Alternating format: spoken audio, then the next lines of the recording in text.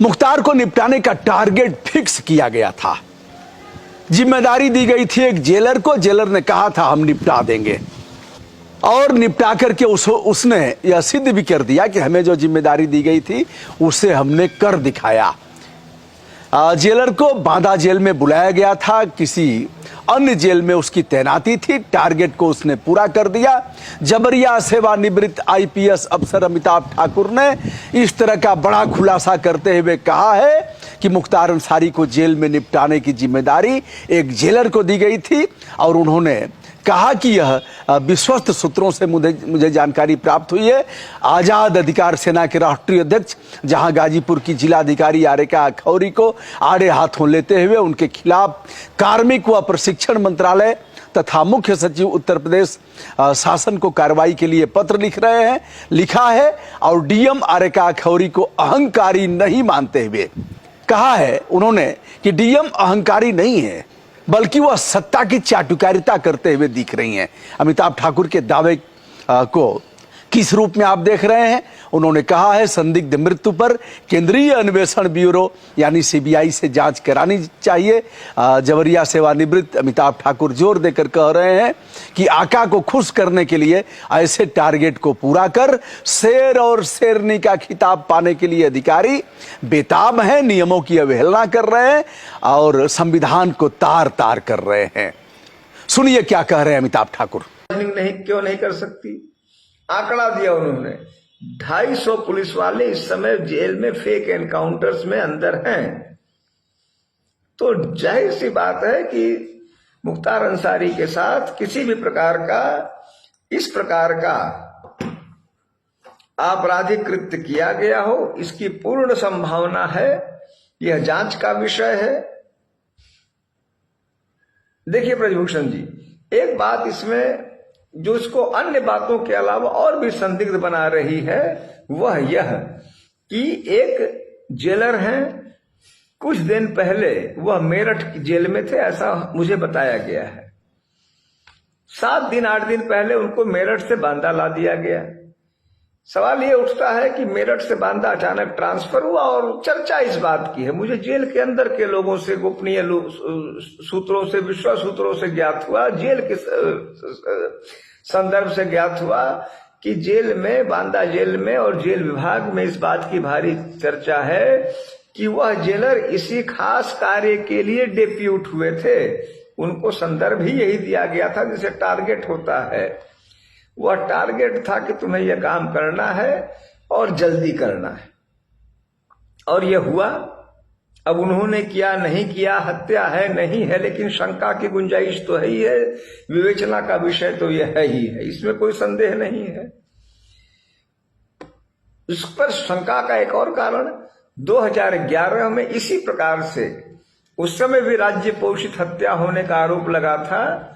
जो डॉक्टर सचान थे, doctor Rakesh Sachan sir, उनकी पत्नी मालती सचान, उनकी अत्यंत रहस्यमय मृत्यु के मामले को अभी तक संघर्ष कर रही हैं। सुप्रीम कोर्ट में उनका मामला पेंडिंग है।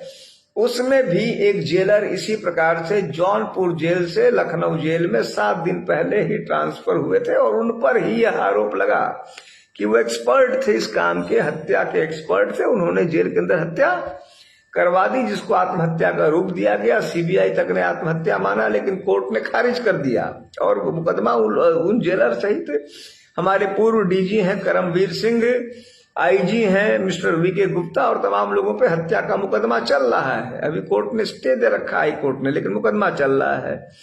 तो जब वह हो सकता है तो इसकी संभावना से इनकार कदापि नहीं किया जा सकता। देखिए, मैं यह मानता हूं ब्रजभूषण बाबू, मेरी यह व्यक्तिगत सोच है कि इस पूरे संदर्भ में सीबीआई जांच आवश्यक है। स्थानीय पुलिस के स्तर पे जिन पर आरोप हैं, यहाँ के बड़े अधिकारियों पर आरोप है। अफजाल अंसारी साहब ने, मुख्तार के लड़कों ने, स्वयं मुख्तार ने, इनके कुछ बड़े अफसर हैं, आईपीएस अफसर हैं, उन पर सीधा आरोप लगाया है, नाम लेके आरोप लगाया है कि वो मेरी हत्या कराएंगे। अब उसी यूपी पुलिस से आप जांच कराएंगे, वो क्या जांच करेगी? वहीं के डीएम, वहीं के एसपी क्या जांच करेंगे? मैंने इसीलिए सीबीआई जांच की मांग की है।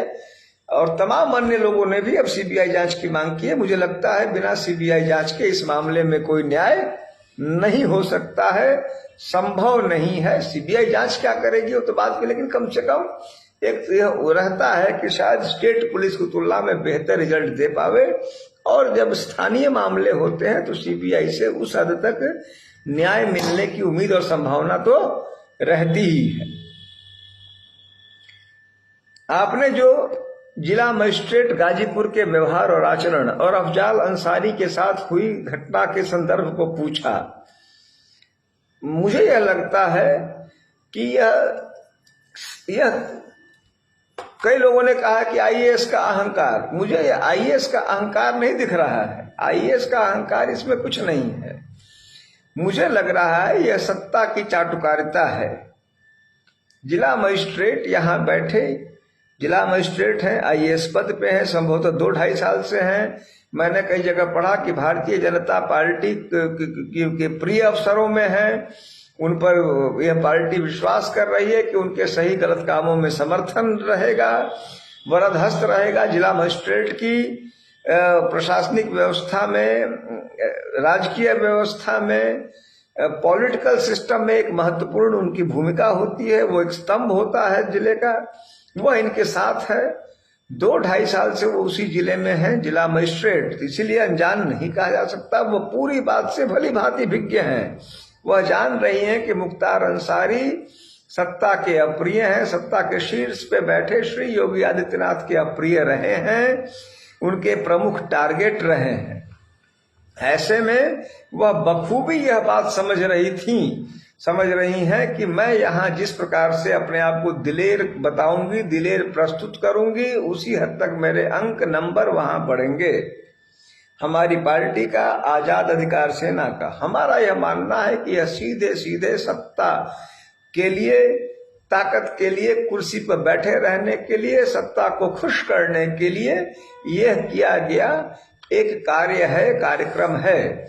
इसमें मुझे कहीं से उनकी कोई दिलेरी, जैसा मैंने देखा है कि रिटायर्ड आईएएस अफसर, उन्होंने कहा शेरनी है। इस समय ब्रजभूषण जी, हर कोई जो है, अब एक नया शब्द इन लोगों ने निकाला है, शेर है, शेरनी है। जिसने भी कुछ चुनिंदा लोगों को, वर्ग विशेष के लोगों पर कुछ कार्रवाई कर दी, वह शेर और शेरनी है। शेर और शेरनी इसीलिए है कि ऊपर से वरदहस्त है, ऊपर से चाह रहे हैं कि इनको मटियामेट कर दो, हमने उनका गलत सही कर दिया, हम शेर और शेरनी हो गए। तो यह शेरनी वाली बात और शेर वाली बात मुझे कहीं से नहीं दिखती है।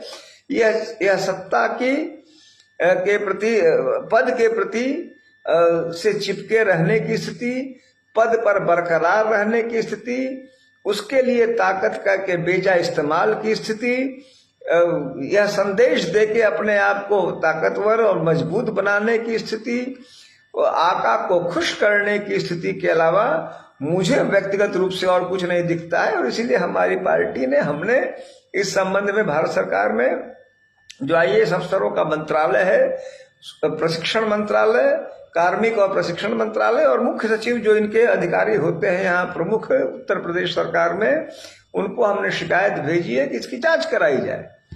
अखिल भारतीय सेवाएं आचरण नियमावली 1968 का नियम 3 है, उसके उप नियम 1A और 2A में स्पष्ट लिखा है। दोस्तों, आपने अमिताभ ठाकुर को सुना।